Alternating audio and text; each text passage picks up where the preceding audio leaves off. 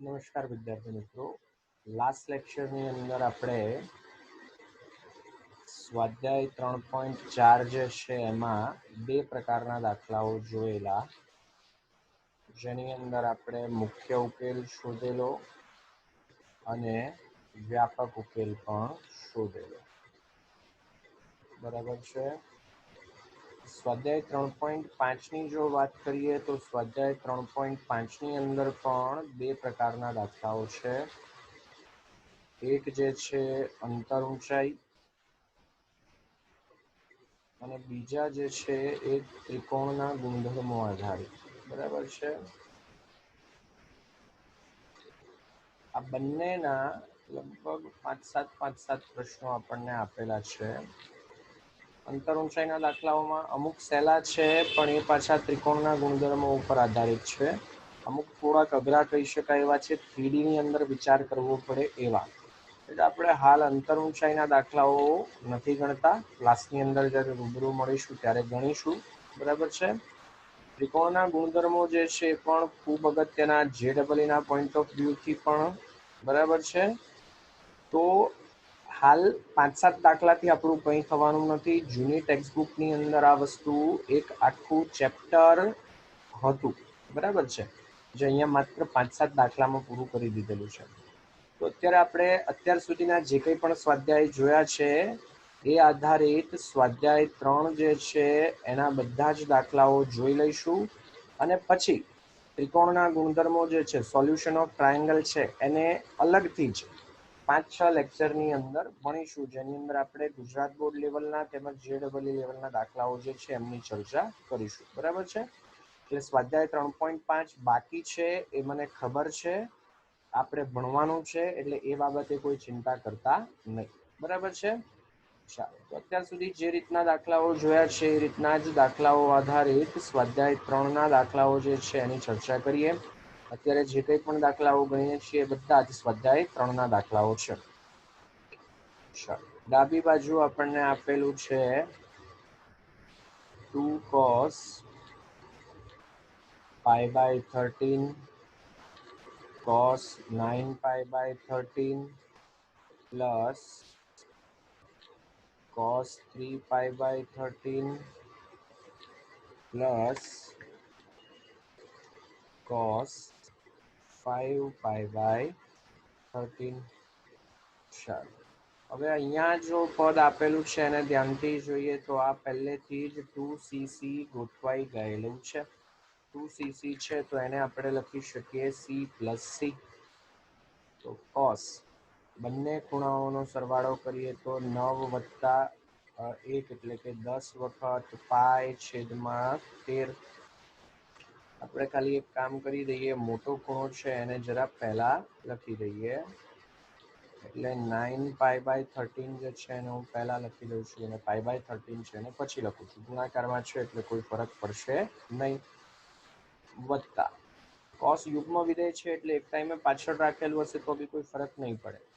9 વખત છે, એમાંથી એક વખત પાઈ બાદ કરીએ એટલે આ થઈ જશે 8π/13 વત્તા cos 3π/13 plus cos 5π/13. આવા પદ આવે છે જ્યારે સરવાળામાં સાઇન હોય કે કોસ હોય, મોટે ભાગે જે ખૂણા આપેલા છે એમાં બબ્બેની જોડ એવી મળશે કે જેમનો સરવાળો કે બાદબાકી પાઈના ગુણકમાં થતો હોય કે π/2ના ગુણકમાં થતો હોય. અત્યારે તમે ધ્યાનથી જુઓ તો 8π/13 વત્તા 5π/13 જે છે, બરાબર છે, એનો જો સરવાળો આપણે કરીએ 8π/13 વત્તા 5π/13 છેદ સરખો, અંશમાં સરવાળો કરી દઈએ તો 8 વખત પાઈ વત્તા 13 વખત પાઈ, 13 કેન્સલ, સરવાળો મળે પાઈ. એ જ પ્રમાણે અહીંયા 10 વખત, અહીંયા 3 વખત સરવાળો જો તમે કરો 10π/13 વત્તા 3π/13 સરવાળો કરીએ તો આ પણ 13π/13 એટલે કે પાઈ મળે. તો નહીં તો ચાલો આને પછીના સ્ટેપમાં કરીએ. જે બે પદ માં ખૂણાઓનો સરવાળો પાઈ જેટલો થાય છે એમને એક સાથે લખીએ તો cos 10 પાઈ બાય 13 વત્તા અહીંયાથી લખીએ તો cos 3 પાઈ બાય 13 વત્તા cos 8 પાઈ બાય 13 એની સાથે લખીએ તો cos 5 પાઈ બાય 13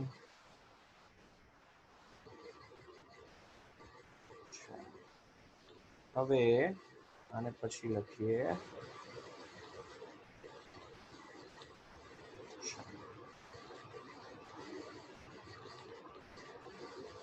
અહીંયાથી 10 પાઈ બાય 13 ને જો કરતા બનાવીએ તો શું મળે 3 પાઈ બાય 13 ને આ બાજુ લઈ જવા પડે તો અહીંયા આપણે લખી શકીએ pi minus 3 pi by 13 x વત્તા y 180 હોય તો x ને કરતા બનાવીએ તો 180 માઇનસ y લખી શકાય આને આપણે અડીશું નહીં બેમાંથી કોઈ એકને જ ફેરવવાના અત્યારે આપણે 10 પાઈ બાય 13 ને ફેરવ્યા એટલે આને એઝ ઇટ ઇઝ રાખીશું વત્તા cos 8 પાઈ બાય 13 ને જો કરતા બનાવીએ તો આ પદ આ બાજુ જાય તો પાઈ માઇનસ 5 પાઈ બાય 13 તો એ વખતે બીજું પદ જે છે એને આપણે અડીશું નહીં એઝ ઇટ ઇઝ જ રાખીશું બરાબર છે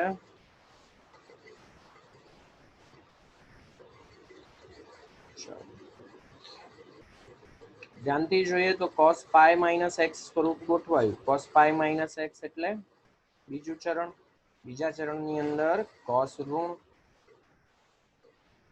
તો આને લખી શકાય માઇનસ cos 3 પાઈ બાય 13 આ પદ જે છે cos 3 pi by 13 as it is વત્તા cos પાઈ માઇનસ x સ્વરૂપ આ પણ થઈ જશે માઇનસ cos x એટલે કે માઇનસ cos 5 પાઈ બાય 13 પાઈનો ગુણક વિધેય તો બદલાવાનું નથી જ અહીંયા આપણે સિમ્પલ સૂત્રનો ઉપયોગ કર્યો કે cos પાઈ માઇનસ x હોય તો એને આપણે માઇનસ cos x લખી શકીએ જોઈએ ધ્યાનથી તો દરેકે દરેક પદ કેન્સલ થાય છે બધું કેન્સલ એટલે મળે છે 0 જમણી બાજુ જે પદ જોઈએ છે એ મળી ગયું અથવા આવું ન કરવું હોય તો અહીંયા આ બંને જગ્યાએ તમે c+c એટલે કે 2cc વાપરી દો બરાબર છે એમાં cos પાઈ બાય 2 એક પદ આવશે cos પાઈ બાય 2 જે છે એની કિંમત 0 એટલે જવાબ જે છે 0 મળી જશે એ રીતે પણ દાખલો થઈ શકે એનાથી આગળ વધીએ ચાલો આ જે કિંમત છે એને આપણે 0 છે એવું સાબિત કરવું છે ડાબી બાજુ આપેલ છે આપણને sin 3x વત્તા sin x એની સાથે ગુણાકારની અંદર sin x વત્તા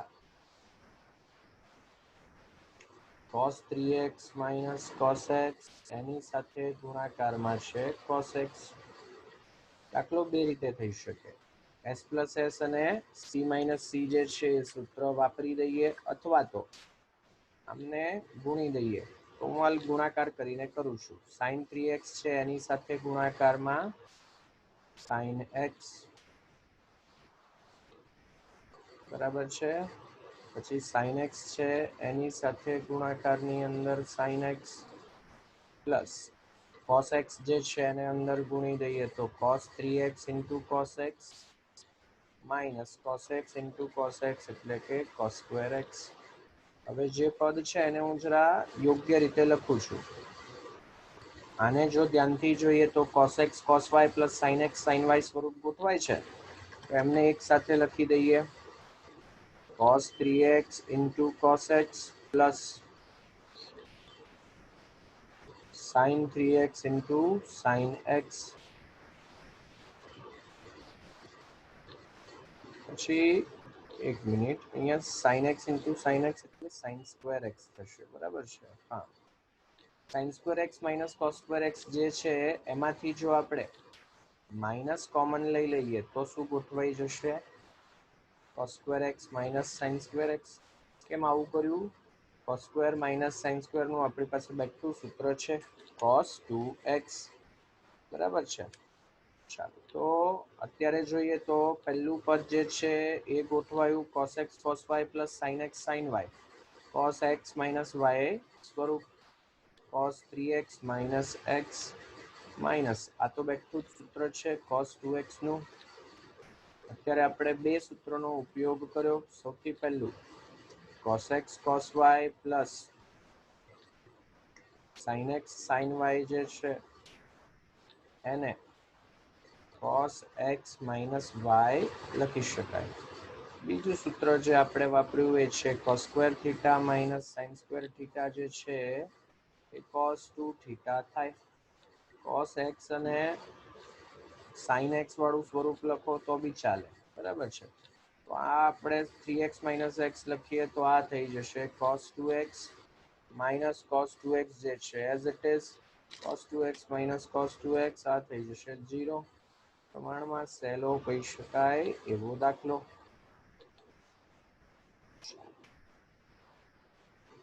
ડાબી બાજુ આપણને આપેલ છે cos x વત્તા cos y આખાનો વર્ગ વત્તા sin x minus sin y આખાનો વર્ગ. c પ્લસ c શું લખી શકાશે? 2cc. બંને ખૂણાઓનો સરવાળો, બંને ખૂણાઓની બાદબાકી. આગળ 2 છે ગુણાકારમાં એટલે ખૂણામાં 2 ભાગાકારમાં આવશે. આખાનો વર્ગ તો ખરો જ. પ્લસ s માઇનસ s એટલે શું થઈ જશે? 2cs. 2 cos બંને ખૂણાઓનો સરવાળો છેદમાં 2 sin બંને ખૂણાઓનો તફાવત છેદમાં 2. આ તો s માઇનસ s નું સાદું રૂપ આપ્યું. આખાનો વર્ગ જે છે એ તો ખરો જ. ચાલો તો 2 નો વર્ગ કરીએ. આપણે સૂત્ર વાપર્યું એ લખી દઈએ તો શોર્ટમાં એવું લખી શકાય કે આપણે બે સૂત્રનો ઉપયોગ કર્યો. c પ્લસ c જે છે 2cc અને બીજું સૂત્ર જે વાપર્યું એ છે s માઇનસ s બરાબર 2cs. 2 નો વર્ગ કરીએ તો 4 cos square x plus y ના છેદમાં 2 cos square x minus y ના છેદમાં 2 પ્લસ 2 નો વર્ગ કરીએ તો 4 cos વર્ગ x પ્લસ y છેદમાં 2. અહીંયા લખીએ તો sin square x minus y ના છેદમાં 2. ધ્યાનથી જોઈએ તો બંનેમાંથી 4 અને cos સ્ક્વેર કોમન નીકળે છે. કોમન લઈ લઈએ તો 4 common cos square x plus y by 2 જે છે કોમન. બાકી બચેલ પદ અહીંયાથી લખીએ તો એ છે cos square x minus y by 2 plus sin square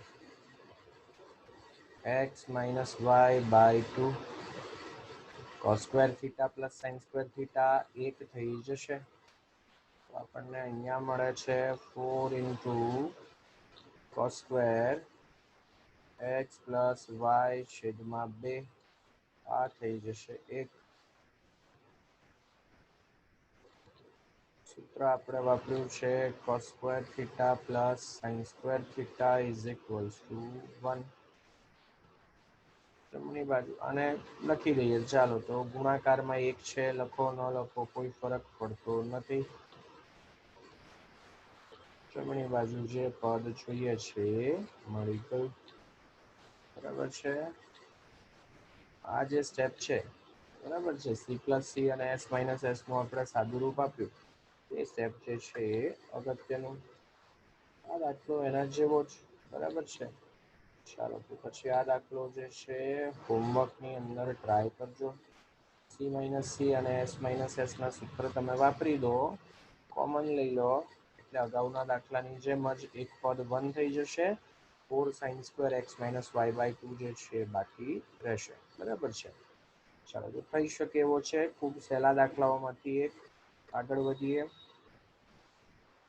ચાલો પછીનો પ્રશ્ન જોઈએ તો એમાં આપણને આપેલું છે ડાબી બાજુ sin x plus sin 3x plus sin 5x plus sin 7x. સરવાળો અથવા બાદબાકી સરખા થતા હોય એવા પદ, એવા ખૂણાઓ આપણે સાથે લઈશું. અહીંયા x અને અહીંયા જે છે 7x, સરવાળો કરીએ તો 8x, 3x અને 5x, આ ખૂણાઓનો સરવાળો કરીએ તો એ પણ 8x. તો સરવાળો અથવા તો બાદબાકી જ્યારે સરખી મળતી હશે તો એવા સંજોગોની અંદર કંઈક કોમન લઈ શકાશે અને આગળનું સાદુરૂપ આપી શકાશે. બરાબર છે. એક ટાઈમે આ બંનેને સાથે લીધા હશે તો પણ ચાલશે. આ બંનેમાં ખૂણાઓનો તફાવત 2x જેટલો, આ બંનેમાં પણ ખૂણાઓનો તફાવત 2x જેટલો. એ રીતે આગળ વધો તો પણ ચાલે. બરાબર છે. બંનેમાંથી કોઈ પણ રીતે આગળ વધો, જવાબ બંને કેસમાં સરખો જ મળશે. બરાબર છે. ચાલો તો આપણે આ બંનેની અને આ બંનેની જોડ બનાવીએ. ફરક ખાલી એટલો કે મોટો ખૂણો જે છે એને હું પહેલા લખી દઉં છું, sin 3x plus sin x. અહીંયા લખીએ છીએ તો sin 7x plus sin 5x. બંને જગ્યાએ s પ્લસ s સ્વરૂપ છે. s પ્લસ s જે છે એને લખી શકાય 2sc 2 sin, બંને ખૂણાઓનો સરવાળો 4x છેદમાં 2 cos, બંને ખૂણાઓનો તફાવત 2x છેદમાં 2 વત્તા s plus s 2sc sin, ખૂણાઓનો સરવાળો 12x છેદમાં 2 cos, ખૂણાઓનો તફાવત લઈએ તો 2x એના છેદમાં 2. ચાલો બાકી બચેલ પદ જે છે એ લખીએ તો 2 sin 2x, અહીંયા બાકી રહે છે cos x, 2 sin 6x, અહીંયા બાકી રહે છે cos x. Common 2 cos x મળે છે. 2 cos x જે છે કોમન, બાકી રહેશે sin 2x વત્તા sin 6x. ફરી પાછું જોઈએ તો s પ્લસ s સ્વરૂપ. 2 cos x જે છે એઝ ઇટ ઇઝ, મોટો ખૂણો છે એને પહેલા લખી દઈએ તો sin 6x plus sin 2x. તો 2 cos x જે છે as it is, s plus s લખીએ તો 2sc sin, બંને ખૂણાઓનો સરવાળો 8x, ગુણાકારમાં 2 લખ્યા તો ખૂણામાં ભાગાકારની અંદર 2 લખવા પડશે. cos, ખૂણાઓનો તફાવત લઈએ તો 4x એના છેદમાં 2, 2 ગુણ્યા 2 એટલે કે 4 cos x, પછી sin 8ના છેદમાં 2 એટલે કે 4x અને cos 2x. જમણી બાજુ જોઈએ છે એ પ્રમાણે પદ મળી ગયા. ગુણાકારમાં છે એટલે આ પદ આગળ હોય કે પાછળ હોય એનાથી કોઈ ફરક પડશે નહીં. અહીંયા આપણે વાપર્યું સૂત્ર s પ્લસ s બરાબર 2sc, અને પછી અહીંયા પણ એ જ સૂત્ર વાપર્યું, s પ્લસ s બરાબર 2sc. સૂત્ર હંમેશા પરીક્ષાની અંદર જ્યાં જ્યાં વાપરીએ છીએ ત્યાં ત્યાં લખવાનું રાખીશું. બરાબર છે. ચાલો એનાથી આગળ વધીએ.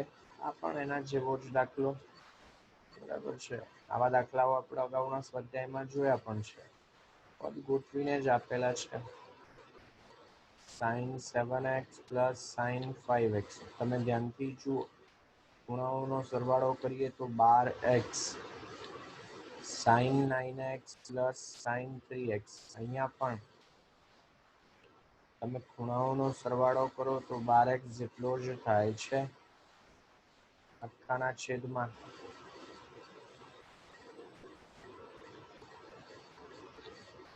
cos 7x plus cos 5x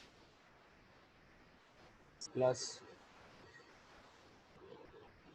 cos 9x plus cos 3x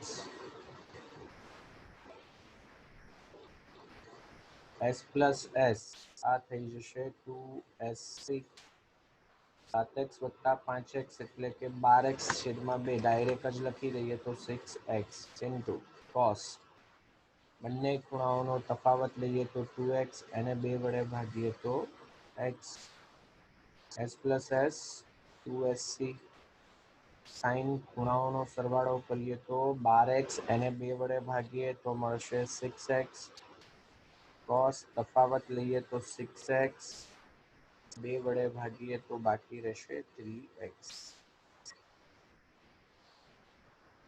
છેદમાં c plus c થઈ જશે 2cc 2 cos હવે ખૂણાઓનો સરવાળો 12x 2 વડે ભાગીએ તો 6x cos તફાવત લઈએ તો 2x 2 વડે ભાગીએ તો x c plus c 2cc 9 વત્તા 3 12 2 વડે ભાગીએ તો 6 9 ઓછા 3 6 2 વડે ભાગીએ તો 3 સૂત્ર આપણે બે સૂત્રનો ઉપયોગ કર્યો અંશમાં વાપર્યું આપણે કે s વત્તા s જે છે થશે 2sc છેદમાં આપણે વાપર્યું કે c વત્તા c જે છે થશે 2cc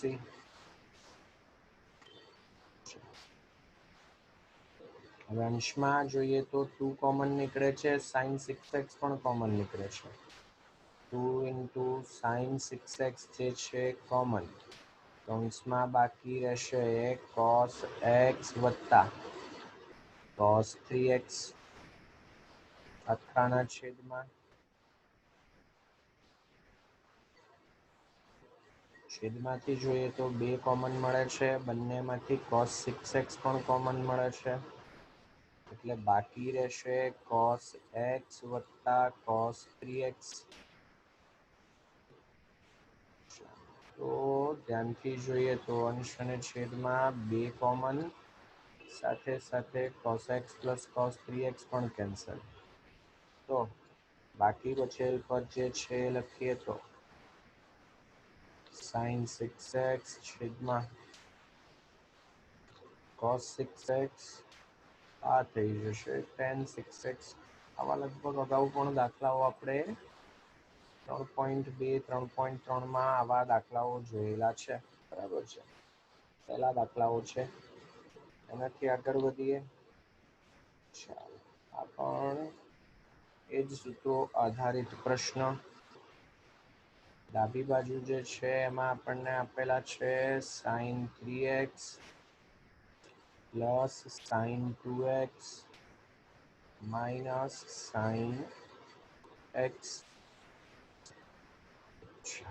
તો પહેલા બે પદને સાથે લઈએ અથવા તો પહેલા અને છેલ્લા પદને સાથે લઈએ પહેલા અને છેલ્લાને સાથે લઈએ તો s minus s 2cs થશે પણ એમાં પછી cosમાં 2x ગોઠવાશે એટલે કોમન તો નહીં મળે ચાલો કંઈ નહીં પહેલા બેમાં જ સાદુરૂપ આપી દઈએ અહીંયા ખૂણો અડધો કરવો પડશે s plus s લખીએ તો 2sc બંને ખૂણાઓનો સરવાળો કરીએ તો 5x છેદમાં 2 cos બંને ખૂણાઓનો તફાવત લઈએ તો x એના છેદમાં 2 હવે અહીંયા જોઈએ ને તો 2 છે cos x by 2 છે આવું કંઈ અહીંયા મારે ગોઠવવું છે તો સાઇનમાં ખૂણો અડધો કરવા માટે આપણી પાસે સૂત્ર છે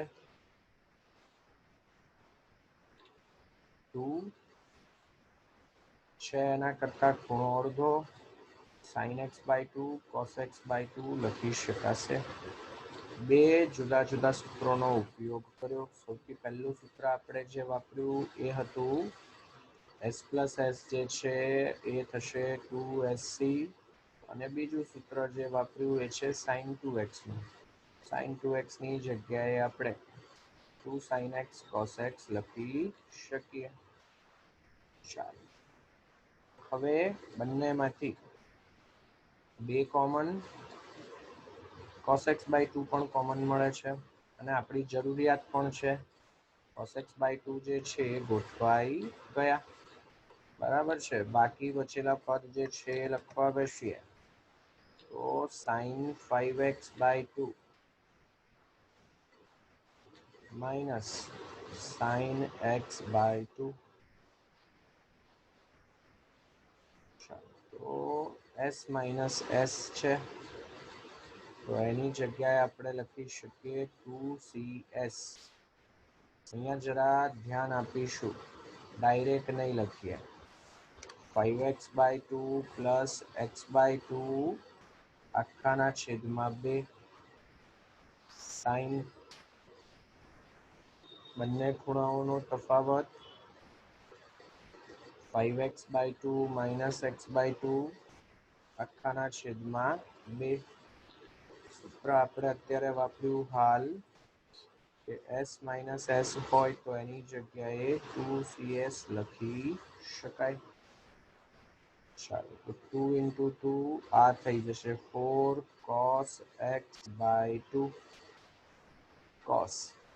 હાલ આપણે ધ્યાન આપીએ અંશ પર, બરાબર. જો માત્ર આનું જ સાદુરૂપ આપું છું, છેદવાળા બેને હાલ અડતા નથી.